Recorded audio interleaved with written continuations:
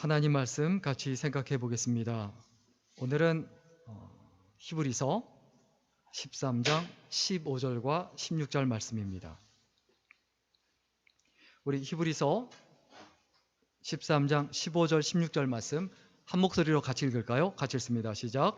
이러므로 우리가 예수로 말미암아 항상 찬미의 제사를 하나님께 드리자.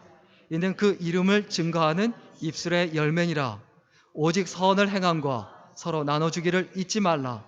이 같은 제사는 하나님이 기뻐하시느니라. 아멘.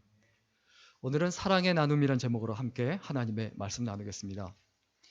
제가 얼마 전에 저의 개인적으로 굉장히 골치 아픈 일이 있었습니다.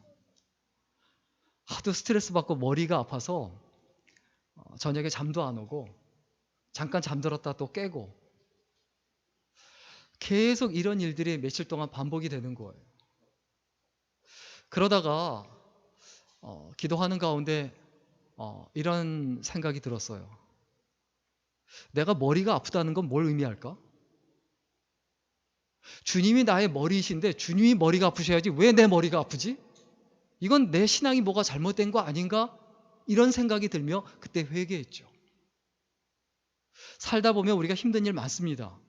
어려운 일 많습니다. 답답한 일 많습니다. 그러나 어차피 최종 결정권자는 주님이세요. 머리가 아파도 주님이 아프고 답답하도 주님이 답답하셔야지 우리의 영역이 아니에요. 우리가 하나님께 맡기지 않았다는 걸 의미해요. 우리의 삶에서 내가 힘든 일이 있고 답답한 일이 있다. 그것은 무엇을 의미합니까? 내가 주님과 여전히 동행하고 있는가? 그리고 주님이 나의 머리이신가? 이것을 확인하는 시간에 불과합니다. 요즘에 결혼식이 참 많아요. 결혼식에 가면 저기 쭉 깔려있는 그 융단이 있죠. 저것을 일본에서부터 그렇게 부르기 시작한 것 같은데 저걸 뭐라고 부르냐면 뭐라고 하죠? 버진 로드라고 하죠. 그래서 신랑 신부만이 저 길을 걸어갈 수가 있어요. 각자 따로 들어갔다가 나올 때는 같이 나오고 다른 사람이 거기에 같이 나오면 안 됩니다. 큰일 납니다. 여기서 웃으시는 분들이 있는데 우리가 삶과 인생에 있어서 우리는 하나님 앞에 그냥 내가 혼자 나아갔지만 다시 세상을 향해서 나아갈 때는 주님과 함께 나온다는 사실을 잊어버리지 말아야 돼요.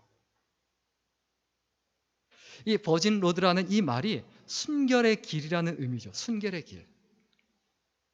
신랑 신부만 걸어 나갈 수 있는 길. 우리들도 그 길을 간 거예요. 주님이 신랑이시고 내가 신부예요.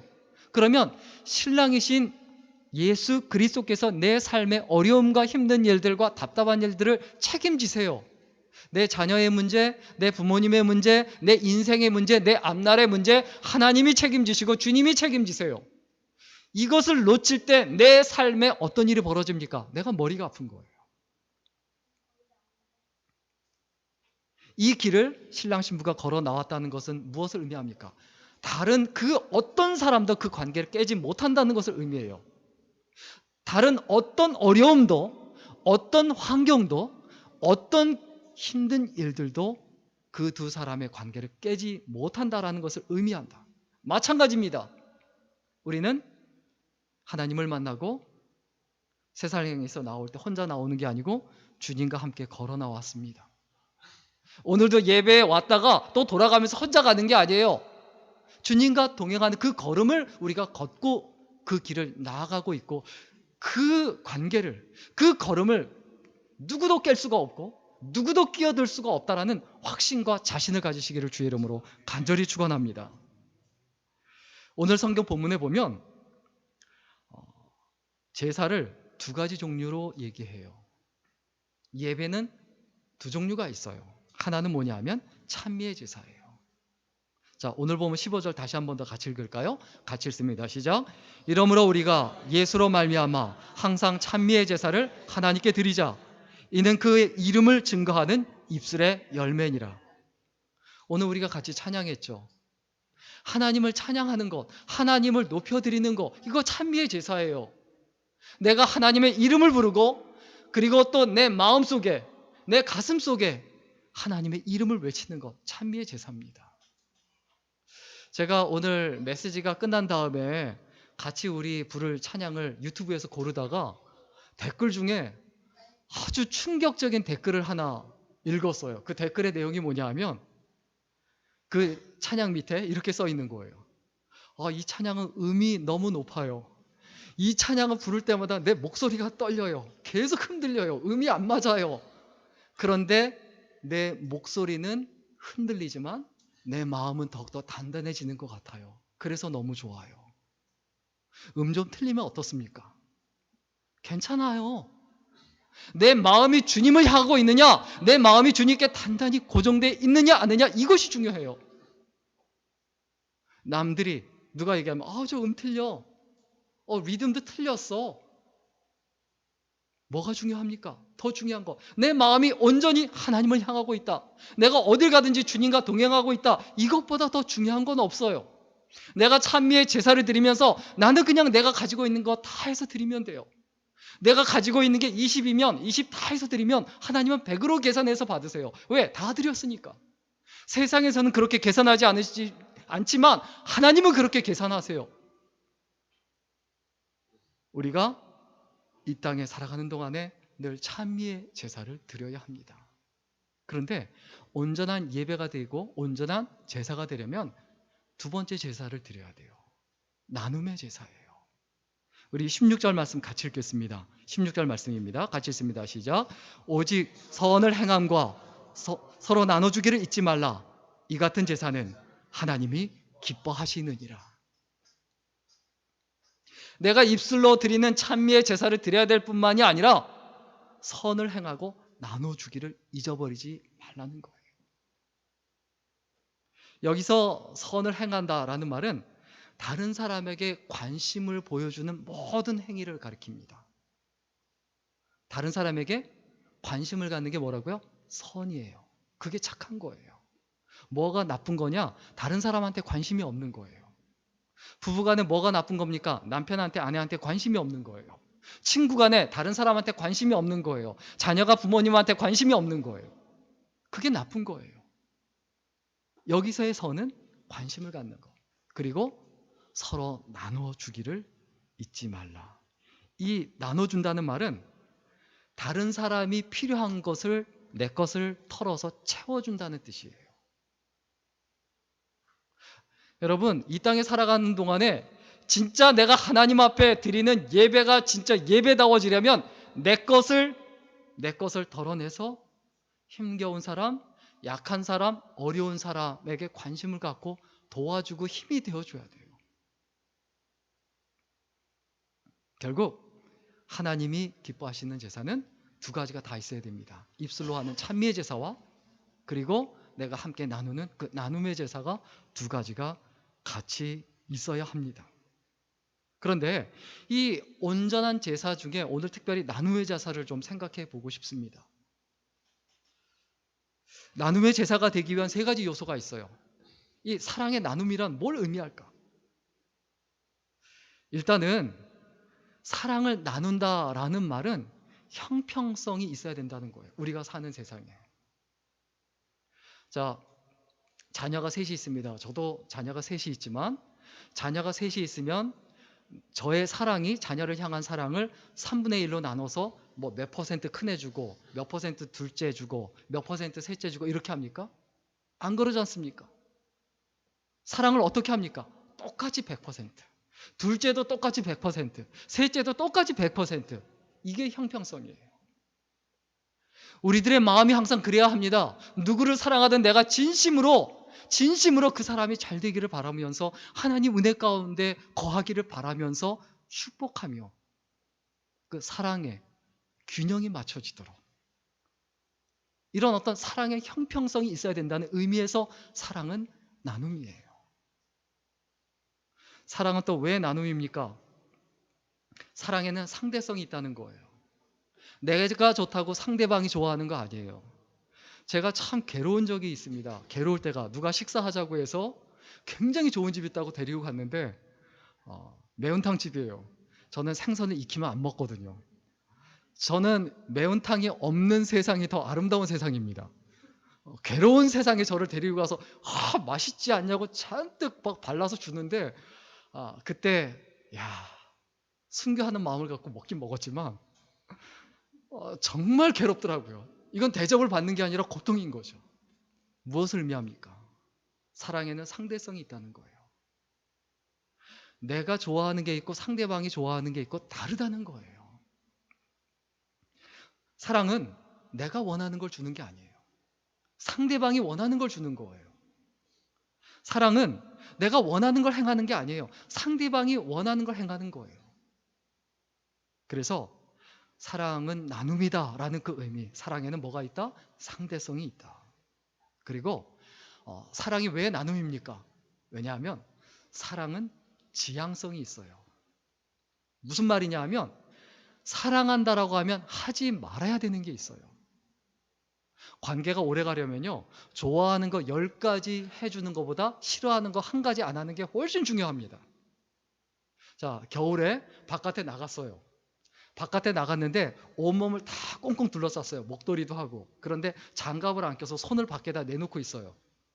손이 바깥에 있어요. 그래서 손이 굉장히 시려요.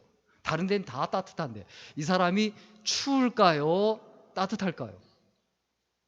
추울까요? 따뜻할까요? 안 해보셨어요? 춥죠? 춥죠? 그 하나, 손 하나 바깥에 나와 있다는, 한 손만 나와 있어도 온몸이 다 추워요.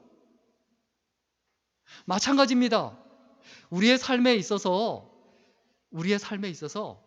내가 하지 말아야 될 게 있어요. 내가 진짜 사랑한다고 하면. 그러면 관계가 오래 가려면 뭘 먼저 해야 됩니까? 상대방이 싫어하는 게 뭔지를 먼저 파악해야 돼요. 그리고 뭘 파악해야 될까요? 좋아하는 게 뭔지 파악해야 돼요. 지향한다는 말은 나아가되, 좋아하는 걸 그걸 가리키며 그것을 향해서 나아가되, 양이라는 것은 그걸 못하게 한다는 거예요. 우리가 마음속에 기억해야 합니다. 사랑은 나눔이에요. 내가 뭐 불쌍히 여겨서 막 도와주고 이런 게 아니에요. 우리의 의무는 뭡니까? 그냥 나한테 뭔가 많이 주셨다면 나누라는 의미일 뿐입니다. 그러면 우리가 이 나눔에 대해서 좀 깊이 생각을 해보면 육체적 나눔이 있어요. 부부간에, 어쨌든 친구간에 육체적인 나눔이 있을 수 있어요. 그런데 나눠야 할 것이 있고 나누지 말아야 될 게 있습니다. 지향해야 될 것이 있다는 거예요. 그러면 나눠야 할 것은 뭡니까? 서로 간에 헌신하는 것, 희생하는 것, 부부간에 육체적인 사랑을 하는 것, 이건 나눠야 돼요. 그런데 나누지 말아야 할 것은 어떤 겁니까? 비윤리적인 사랑. 아내를 사랑하라 했더니 남의 아내를 사랑하고, 여기서 좀 웃으라고 좀 말씀드렸는데 아무도 안 웃으시고 너무 진지하면 이거 곤란합니다. 우리가 살아가는 인생에 있어서 이 비윤리적인 건 나누면 안 돼요. 특별히 오늘 좀 어려운 부분이긴 하지만 독한 마음 갖고 좀 이 부분을 좀 이야기하고 싶습니다. 성경은 분명히 일부 일처제를 이야기합니다. 그리고 성경은 분명히 남자와 여자로 분명히 나눕니다. 남자를 표현할 때 남성 명사로, 여성을 표현할 때 여성 명사로 정확하게 표현해요. 중간은 없어요. 그런데 오늘날 점점 어려워지는 게 뭡니까? 점점 어려워지는 거. 이 동성애가 점점 문제가 되잖아요.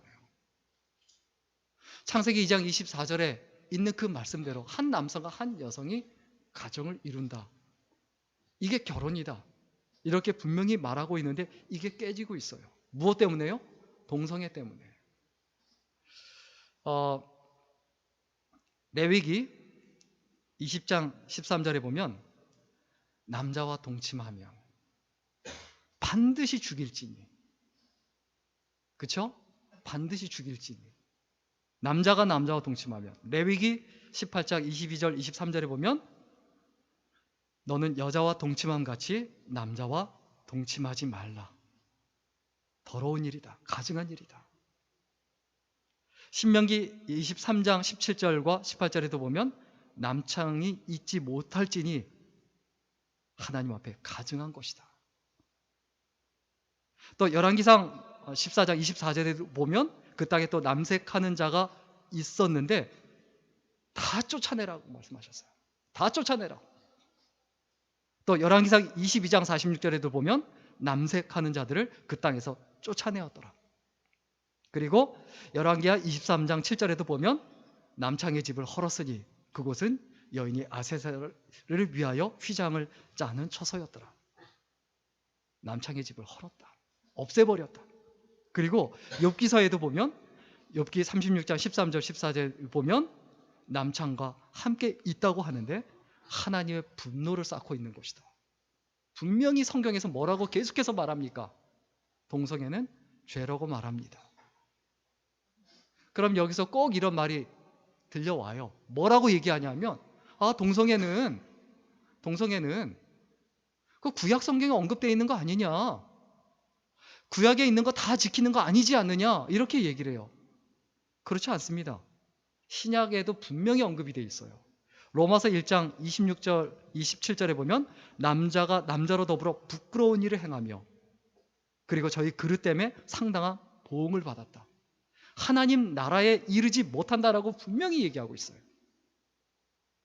또 고린도전서 6장 9절에도 보면 남색하는 자, 이런 사람들이 살인하는 자, 우상 숭배하는 자와 동일하다고 얘기했습니다.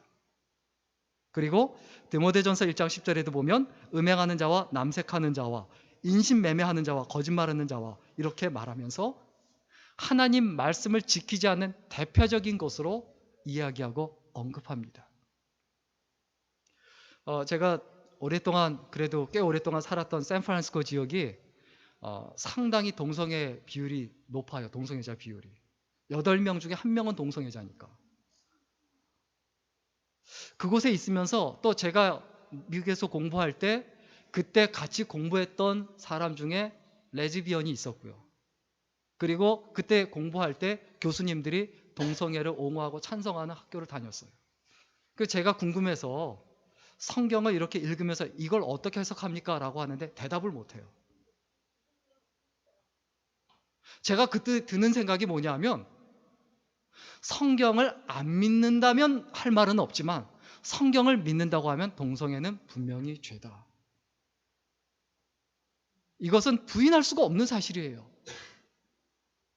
그래서 이 부분에 대해서 굉장히 고민이 되고 저 나름대로 힘들고 또 뭐 게이든 레즈비언이든 이런 동성애자들이 제가 개인적으로 대해보면 굉장히 좋아요. 나쁜 분들이 없고 굉장히 착하고 좋은 분들이에요. 그럼 어떻게 해야 되는가? 굉장히 고민이 됐어요. 죄는 사랑해야 되지만 죄는 미워하라고 했죠. 그 부분은 분명해야 합니다. 그런데 여기서 제 마음속에 우리들 스스로 다짐하고 결심해야 되는 것이 있어요. 사람은 이 땅에 태어나서 저마다 지고 가야 할 자기만의 짐이 있어요. 가정을 지키기 위해서, 이 세상을 지키기 위해서, 이 사회를 지키기 위해서 지고 가야 될 짐이 있어요. 어떤 사람은 태어나면서부터 뇌성마비예요. 뇌성마비인 그 사람이 성적인 문제가 다 해결이 되냐? 절대 그렇지 않습니다. 평생 그거 안고 살아갑니다. 온몸을 움직이지 못하고 눈동자밖에 못 움직이는 그 루게릭 환자는 어떤지 아세요? 그걸 다 느낀대요. 성적인 욕구를 그대로 다 느낀대요. 평생 자기가 지고 가야 되는 짐이에요. 그러면 결혼하면 그 부분이 다 해결이 됩니까? 평생 자기가 지고 가야 될 짐 여전히 똑같아요. 우리들의 삶과 인생에 있어서 내가 지고 가야 될 짐, 어떤 분은 가난이라는 짐을 지고 갈 수도 있어요. 어떤 분은 자기 개인적인 장애라는 짐을 지고 갈 수도 있어요. 자기가 지고 가야 될 짐은 뭐냐 하면 사명이에요. 그건 사명이지, 내가 감당하고 버텨내야 될 사명이지, 내가 하고 싶은 대로, 내가 원하는 대로 해서 세상을 무너뜨리고 가정을 무너뜨리고 사회를 무너뜨리고 그쪽으로 나가면 안 된다는 거죠. 우리가 이 땅에 살아가는 동안에 육체적인 나눔이 있어야 합니다. 헌신과 봉사, 섬김. 그러나 나누지 말아야 될 그 육체적 나눔이 있어요. 이것이 무엇인지 구별을 해야 합니다. 그리고 또 우리의 삶에 있어서 사랑은 나눔인데 정신적 나눔이 있어야 합니다. 나눠야 할 것은 무엇입니까? 히브리서 10장 24절에 서로 돌아보아 사랑과 선행을 격려하며. 우리 예수 믿는 사람은요, 성령님이란 이름도 파라클레토스, 위로자란 뜻이고 격려자란 뜻이듯 우리들도 예수 믿는 사람, 성령 충만한 사람은 어떤 사람이 되냐? 격려해 주는 사람이 돼요. 위로해 주는 사람이 돼요. 정말 믿음이 있고 예수 잘 믿는 사람이다, 정말 성경을 제대로 아는 사람이다, 그 사람은 김세게 하는 사람이 되지 않아요. 짜증나게 하고 분노의 감정이 끌어오르게 하는 사람이 되질 않아요. 어떤 사람이 되느냐? 위로자가 돼요. 격려자가 돼요. 서로 돌아보아 사랑과 선행을 격려하며. 그런데 나누지 말아야 될 게 있죠. 우리 마태복음 5장 28절 말씀 같이 읽겠습니다. 마태복음 5장 28절입니다. 같이 읽습니다. 시작. 나는 너에게 이르노니 음욕을 품고 여자를 보는 자마다 마음에 이미 간음하였느니라. 마음에 나쁜 생각을 품을 수 있어요. 그건 나누면 안 돼요. 우리가 정말 마음속에 부정적인 생각, 그리고 안 좋은 그 의심 같은 것들, 그런 것들을 나누지 말라는 거예요. 예배를 드리다가도 메시지를 듣고 좋은 부분을 나누려고 하고 은혜를 받으려고 해야 되는데 10가지 좋은 얘기를 들었는데 한 가지 걸리는 거, 거기에 포커스를 맞춰서 그 얘기만 계속 해봐요. 설교 도움 안 됩니다. 아무리 좋은 분하고 대화해도 그분에게 배우려는 자세와 겸허한 자세로 들으면 되는데, 그분이 한 말 중에 이거는 아니지 않아? 라고 하고 그분이 잘못됐다라고 그렇게 프레임을 씌우면 어떻게 됩니까? 그분은 좋은 분이 될 수가 없는 거예요. 아무리 좋은 것도 내가 나쁘다고 생각하면 나쁜 거예요. 또 반대로 아무리 나쁜 것도 내가 좋다고 생각하면 그것도 좋은 거예요. 나 자신의 태도와 생각이 얼마나 중요한지를 분명히 기억해야 합니다. 우리가 정신적으로 나눠야 하는 게 있고 나누지 말아야 되는 게 있어요. 육체적으로도 그러하듯 정신적으로도 똑같습니다. 그리고 물질적으로도 마찬가지입니다. 나눠야 할 게 있고 나누지 말아야 될 게 있어요. 나눠야 할 것, 어떤 것들입니까? 계속해서 성경에서 이야기합니다. 마태복음 25장 40절에 보면 지극히 작은 자 하나에게 한 것이 곧 내게 한 것이다. 신명기 24장 19절에도 보면 객과 고아와 과부를 위하여 버려두라. 추수할 때 다 걷어가지 말고 일부러 이삭을 내버려 둬라. 그래서 객들이, 지나가는 여행객이, 배고픈 사람들이, 가난한 사람들이 그것을 먹게 해라. 또 신명기 26장 12절에도 보면 레위인과 객과 고아와 과부에게 주어서 11조를 누구에게? 레위인과 객과 고아와 과부에게 주어서 내 성문 안에서 먹어 배부르게 해라. 이사야서 1장 17절에도 보면 선행을 배우며 정의를 구하며 학대받는 자를 도와주며 고아를 위하여 신원하며 과부를 위하여 변호하라 하셨느니라. 한 군데 더 야고보서 1장 27절에도 보면 더러움이 없는, 정결하고 더러움이 없는 경건은 곧 고아와 과부를 그 환난 중에 돌아보고 또 자기를 지켜 세속에 물들지 아니하는 이것이니라. 우리가 가지고 있는 그 물질이 있습니다. 그 물질이 왜 존재합니까? 내가 그냥 잘 먹고 잘 살고 어디 가서 잘난 척하고 나 부자다 내세우기 위해서 하나님께서 우리에게 허락하신 거 아니에요. 기독교는 전혀 개인의 소유를 인정하지 않습니다. 내 몸과 내가 가진 모든 것 하나님의 것이고 결국은 다 반납할 때가 와요. 반납할 때가 오기 전에 우리가 해야 될 게 뭡니까? 나눠야 돼요. 그리고 우리가 물질적으로 나누지 말아야 될 것들이 있죠. 비윤리적인 돈, 범죄한 것들. 그리고 교회도 보면 가끔가다 그런 경우 저도 목회하면서 가끔 보긴 했죠. 교회 재정인데 자기 것처럼 인심 쓰고, 이건 진짜 나눔이 아니죠. 우리가 하나님 앞에 나눠야 할 것과 나누지 말아야 할 것이 있습니다. 특별히 이사야서 10장 2절에 뭐라고 말합니까? 우리 같이 읽겠습니다. 이사야서 10장 2절입니다. 같이 읽습니다. 시작. 가난한 자를 불공평하게 판결하여 가난한 내 백성의 권리를 박탈하며 과부에게 토색하고 고아의 것을 약탈하는 자는 화 있을진저. 어떤 정치인이라도 그 누구라도 비리를 저지르고 남의 것을 뺏고 남을 억울하게 하고 힘들게 하면 그 대가를 반드시 치러야 합니다. 내 편이라고, 내가 좋아하는 사람이라고 무조건 편들면 안 되죠. 기독교는 정의입니다. 그 정의가 어디에 포함되어 있습니까? 하나님의 사랑 안에 정의가 반드시 포함이 되어 있어요. 우리의 삶에 있어서 내가 정말 가진 것이 조금이라도 있다고 하면 이것이 왜 있는가? 내가 살아있다라고 하면, 내가 힘이 있다라고 하면, 내가 일을 할 수 있다라고 하면 내가 왜 하고 있는가? 그것은 나눔을 위함이다라는 사실, 이것을 절대 잊어버리지 말아야 돼요. 마지막으로 우리가 나눠야 될 게 있습니다. 신앙적 나눔이에요. 근데 신앙적 나눔에 나눠야 할 것, 그건 뭡니까? 예수님의 마음이에요. 내 마음이 바로 네 마음이야. 우리는 마음이 같아 라는 고백이 나오려면 어떻게 됩니까? 서로 다 예수님의 마음을 품어야 돼요.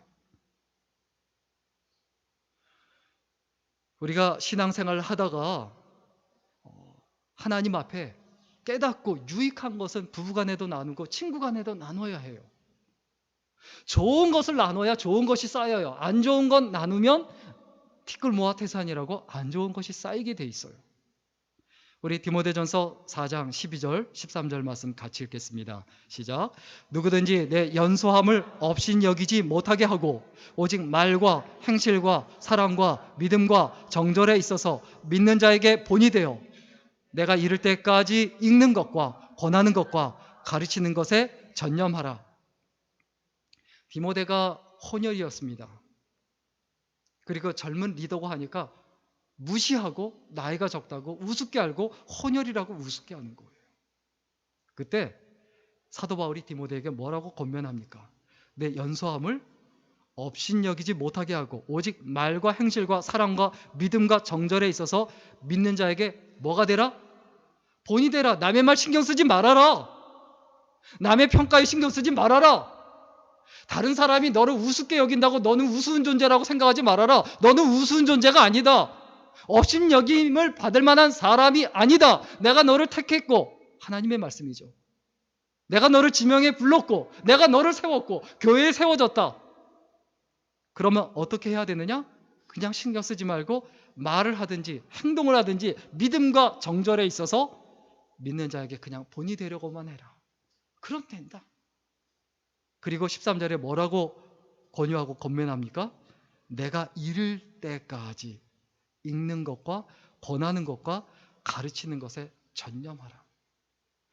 남의 평가에 신경 쓰지 말고 무엇에 전념하라고요? 본을 보이고 가르치는 것. 본을 보이고 가르치는 것. 그런데 나누지 말아야 되는 게 있어요. 사단이 주는 마음이에요. 사단이 주는 마음이 뭡니까? 미움, 시기, 질투, 당짓는 것, 이런 것들을 나누면 안 돼요. 이것은 내 마음속에 내 혼자 사귀고 버려야 될 부분이지 그것을 꼭 나눠서 내 마음속에 있는 부정적인 것들을 하나님께서 기뻐하시지 않는 것들을 다른 사람에게 계속 전하고 나눠서 그것을 부풀리고 키울 필요가 없다라는 거예요. 우리 갈라디아서 5장 19절에서 21절 말씀 좀 같이 읽겠습니다. 19절부터 21절입니다. 같이 읽겠습니다. 시작. 육체의 일은 분명하니 곧 음행과 더러운 것과 허색과 우상 숭배와 주술과 원수 맺는 것과 분쟁과 시기와 분냄과 당짓는 것과 분열함과 이단과 투기와 술 취함과 방탕함과 또 그와 같은 것들이라. 전에 너희에게 경계한 것 같이 경계하더니 이런 일을 하는 자들은 하나님의 나라를 유업으로 받지 못할 것이요. 여기에 나와 있는 리스트들 있죠. 육체의 일, 이런 거 나누지 말라는 거예요. 내 마음속에 시기가 생길 수 있어요. 질투가 생길 수 있어요. 분노가 생길 수 있어요. 의심이 생길 수도 있어요. 그러나 그것을 나누지 말라는 거예요. 혼자 하나님 앞에 기도하고 해결하라는 거죠. 이것을 나누면 하나님 나라를 유업으로 받지 못한다. 명확하게 언급하고 있습니다. 오늘 좀 한 가지 이야기만 하고 메시지를 마치겠습니다. 어떤 사람이 깜깜한 밤에 동이 트기도 전에 길을 가다가 하나 뭐에 부딪혔어요. 거의 넘어질 뻔했어요. 그러니까 마대자루에 돌이 잔뜩 들어있는 거예요. 이거 뭐야 하고 발로 또 걷어차니까 자기 발만 아프죠. 그래서 궁금해서 이렇게 열어보니까 돌이 잔뜩 들어있는데 이거 왜 돌이 이렇게 잔뜩 들어있지? 그래서 강가에다가 재미삼아 거기 있는 거 하나씩 그냥 멀리 던지게 했어요. 재밌네, 풍덩. 계속 던지는데 던지는 중에 점점 해가 뜨면서 환해지기 시작했어요. 그때 마지막 한 개 돌이 남았는데 다 금덩이였어요. 금덩이인 줄 모르고 다 버린 거예요. 혼자 억울해서 막 울고불고. 그럼 뭐합니까? 다 버렸는데. 우리의 인생도 그럴 수 있어요. 내 삶에 겉보기엔 마대자루 하나 같지만 내 안에 금덩이 이상으로 귀한 사랑이 있어요. 그 사랑이 왜 존재합니까? 나누기 위해서 존재합니다. 우리의 모든 걸음이 사랑이어야 돼요. 내가 만나는 모든 사람에게 나는 사랑이어야 돼요. 내가 사랑을 주지만 받을 사람도 있고 못 받을 사람도 있어요. 못 받는 사람까지 내가 어떻게 합니까? 받는 사람만 주는 수밖에 없죠. 다 주지만 안 받는 사람은 할 수 없죠. 우리가 시대가 어둡다라고 해서 내 안에 있는 사랑을 아무데나 던져버리고 강가에 던져버리고 바닷가에 던져버리고 하면 안 되죠.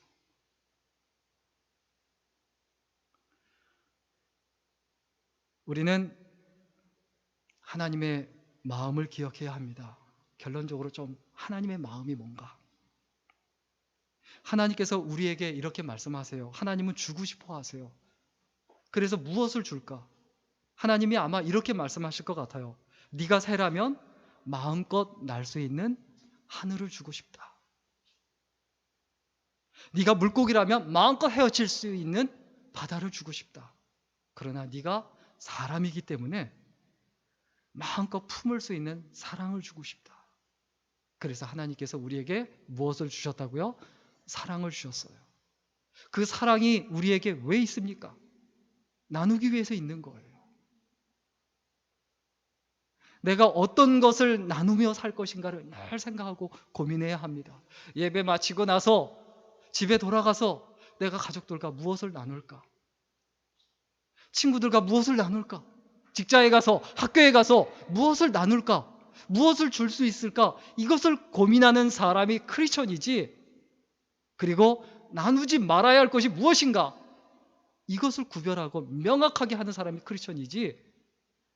하고 싶은 말 다 하면 추해집니다.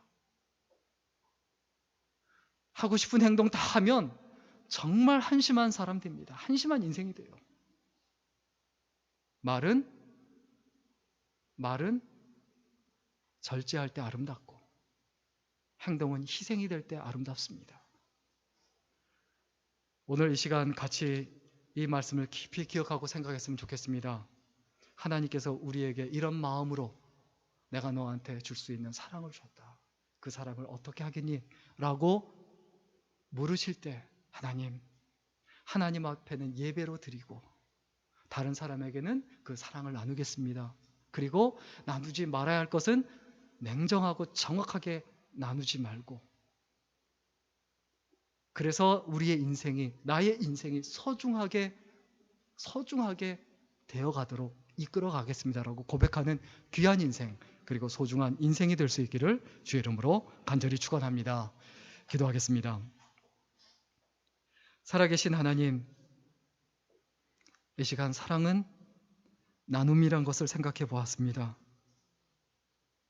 우리가 육체적으로 나누어야 할 것이 있고 나누지 말아야 할 것이 있고, 정신적으로도 나눠야 할 것과 나누지 말아야 할 것이 있으며, 물질적으로도 신앙적으로도 나눠야 할 것이 있고 나누지 말아야 할 것이 있는데, 하나님 앞에 그것을 구별할 수 있는 지혜를 허락하여 주시고, 또 나눌 것은 담대하게 나누고 나누지 말아야 할 것은 담대하게 나누지 않는 용기를 허락하여 주옵소서. 감사드리며 예수님의 이름으로 기도드렸습니다. 아멘.